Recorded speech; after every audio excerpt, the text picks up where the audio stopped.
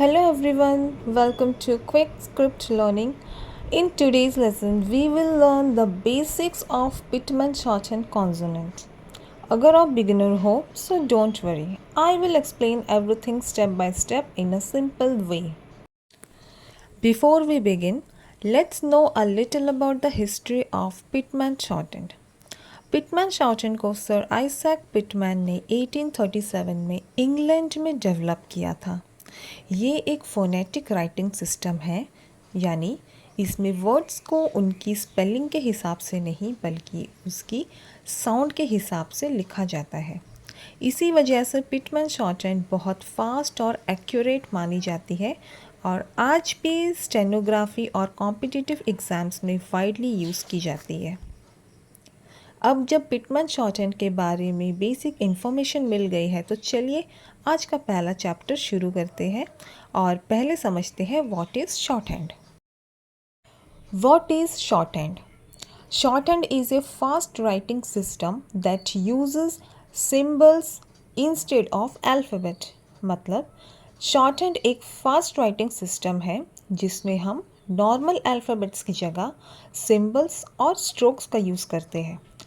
Shorthand में words को नहीं बल्कि साउंड को फोकस करके बहुत तेज़ी से लिखा जाता है और पिटमैन शॉर्टहैंड दुनिया के सबसे पॉपुलर शॉर्टहैंड सिस्टम में से एक है। अब बात करते हैं कॉन्सोनेंट की। पिटमैन शॉर्टहैंड में सबसे पहले हम कॉन्सोनेंट सीखते हैं। जैसे इंग्लिश लैंग्वेज में 26 कॉन्सोनेंट होते हैं, वैसे ही पिटमैन शॉर्टहैंड का भी अपना 26 कॉन्सोनेंट होता है जिसको अलग अलग स्ट्रोक या सिंबल से रिप्रेजेंट किया जाता है।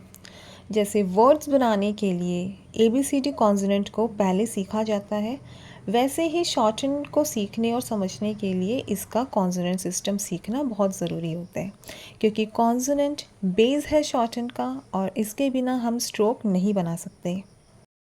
अब समझते हैं लाइट और हैवी स्ट्रोक का कॉन्सेप्ट। पिटमैन शॉर्टहैंड में कॉन्सोनेंट स्ट्रोक दो तरह के होते हैं, लाइट स्ट्रोक और हैवी स्ट्रोक। लाइट स्ट्रोक को हल्के प्रेशर के साथ लिखा जाता है और हैवी स्ट्रोक को थोड़ा ज़्यादा प्रेशर देकर लिखा जाता है, जिससे कि लाइन थोड़ी डार्क और मोटी दिखाई देती है। दोनों स्ट्रोक की शेप और डायरेक्शन सेम होती है, सिर्फ उनकी थिकनेस अलग होती है। इसी लाइट और हैवी स्ट्रोक से ही अलग अलग साउंड को रिप्रेजेंट किया जाता है। So friends, that's all for today's lesson. आज हमने पिटमैन शॉर्टहैंड की हिस्ट्री, शॉर्टहैंड और कॉन्सोनेंट का बेसिक कॉन्सेप्ट और लाइट एंड हैवी स्ट्रोक के बारे में जाना। In the next video, we will learn the Pitman shorthand consonant one by one. If you found this video helpful, please like, share and subscribe to the channel. And thanks for watching. See you in the next lesson. Bye.